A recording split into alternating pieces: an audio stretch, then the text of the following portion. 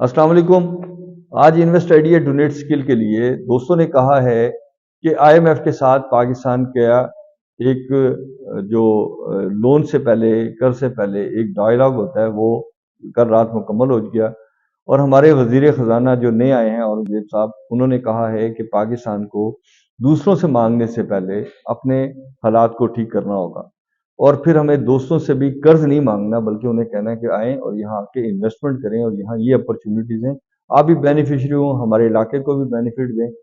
औरंगजेब साहब के बारे में ये है कि वो एचपीएल में थे और इससे पहले वो पाकिस्तान के एक नामवर सपूत बाहिर थे। और अब उन्होंने मेहरबानी फरमाई है कि अपनी डच नेशनलिटी को विड्रॉ किया और पाकिस्तान में एज ए आके ख़जाना का चार्ज लिया। हमें चाहिए कि हम चीज़ों को नेगेटिव करने के बजाय पॉजिटिवली भी देखें कि अगर पाकिस्तान की इकॉनमी के बारे में अच्छी बात करता है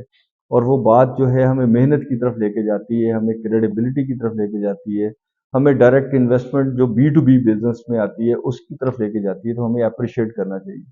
उन्होंने कहा कि पाकिस्तान की गवर्नमेंट को अपने अखराजात को कम करना होगा।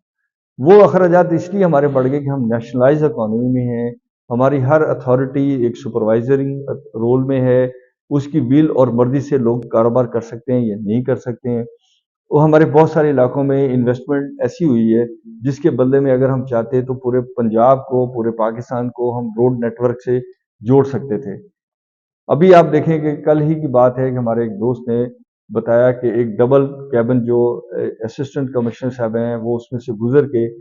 एक निगहबान राशन जो है वो देने एक गांव में जा रही हैं, यानी उनके दरमियान सड़क का कोई रास्ता नहीं है। तो इसका मतलब है कि वहां पे अगर 2000 4000 लोग रहते हैं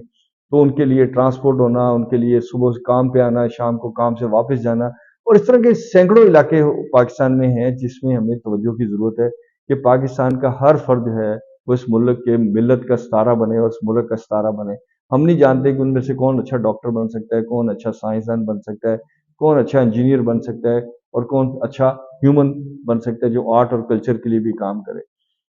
पाकिस्तान में इस वक्त के वजीर खजाना साहब के बकौल कि हमें जो प्राइवेट पार्टनरशिप की तरफ जाना होगा और पाकिस्तान के जो इदारे हैं उनको डी नेशनलाइज करना होगा। उसमें मिफ्ता इस्माइल साहब का कहना है कि 460 दिन चाहिए आपको प्रोसीजरल चीज़ों को मीट करते हुए कि आप प्राइवेटाइजेशन में जाएंगे, उसके बाद नाकाम होंगे, कामयाब होंगे, और वो लोग जो इसमें ब्यूरोक्रेसी है वो कितनी हर्डल्स करेगी, नहीं करेगी। हम इस कॉन्सेप्ट को भी नहीं मानते कि ब्यूरोक्रेसी हर्डल्स करती है। देखिए, ब्यूरोक्रेसी का काम है कि जो आपने लॉ बनाए हैं, जो आपने एक प्रोसीजर्स बनाए हैं, उनको वो अडॉप्ट करे। असल में बनाने वाले तो हम हैं।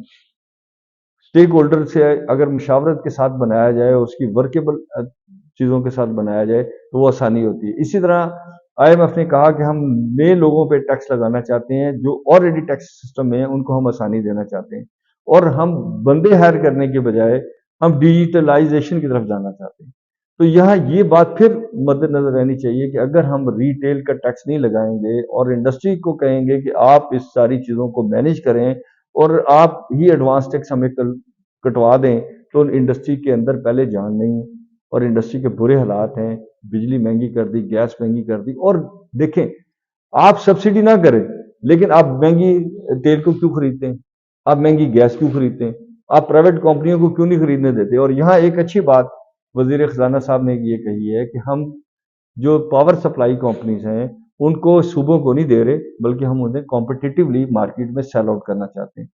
और ये यकीनन फौरी तौर पे निकल जाएंगी। उसकी वजह यह है कि पाकिस्तान में एक लाइन नेटवर्क बहुत बड़ा है और उसमें अभी बहुत सारी गुंजाइश है कि हम 42,000 मेगावाट की बिजली रखने के बाद आज भी 20,000 22,000 मेगावाट यूज करते हैं, और गर्मियों में हमारी 10-12 हज़ार मेगावाट होती है, जिसके लिए मुसद्दिक मलिक साहब ने खुद मेरे सामने ये बात कही और हम भी उनसे पहले से ये कहते जा रहे हैं कि सर्दियों और गर्मियों को आप बैलेंस कर दें बिजली की कंजम्पशन के हिसाब से। यानी सर्दियों में लोगों को गैस के हीटर ना जलाने पड़े, गैस के चूल्हे ना जलाने पड़े, तो लोग खुद ब खुद इलेक्ट्रिक चूल्हे के ऊपर और इलेक्ट्रिक जो है हीटिंग सिस्टम में चले जाएंगे, तो गर्मियों का और सर्दियों का जो बैलेंस है वो आपका बैलेंस हो जाएगा। और उसके साथ जो आप कैपेसिटी चार्जेस दे रहे हैं वो भी कम हो जाएंगे, क्योंकि गर्मियों में हमें कम देने पड़ते हैं कैपेसिटी चार्जेस, सर्दियों में हमें ज्यादा देने पड़ते हैं। तो सर्दियों गर्मियों में गुर्बत से लोगों को निकालने का तरीका ये है کہ ہم اپنی ساری پالیسیز کو دوبارہ سے پڑھیں اور دیکھیں کہ وہاں وقت کے ساتھ ساتھ کہاں کہاں زنگ لگ گیا ہے، کہیں پہ سوراخ ہو چکے ہیں، کہیں پہ لیکیجز ہیں، کہاں پہ لوگوں کی ڈسہارٹمنٹ ہے اور کہاں سے لوگ نکلنا چاہتے ہیں۔ اور انڈسٹری کو ہمیں چلانا ہوگا تاکہ وہ انڈسٹری نہ صرف روزگار دے گی بلکہ آپ کی R&D کرے گی، ریسرچ کرے گی، انوویشن کرے گی، اور آپ کے جو مٹیریلز ہیں ان کو ویلیو ایڈٹ کرے گی۔ جہاں جہاں گیپس ہیں آئیں مل کے اس ملک کے گیپس کو ختم کریں اور لوگوں کو پرائیویٹائزیشن اور پرائیویٹ انٹرپرنورل سکل کی طرف لے کے جائیں۔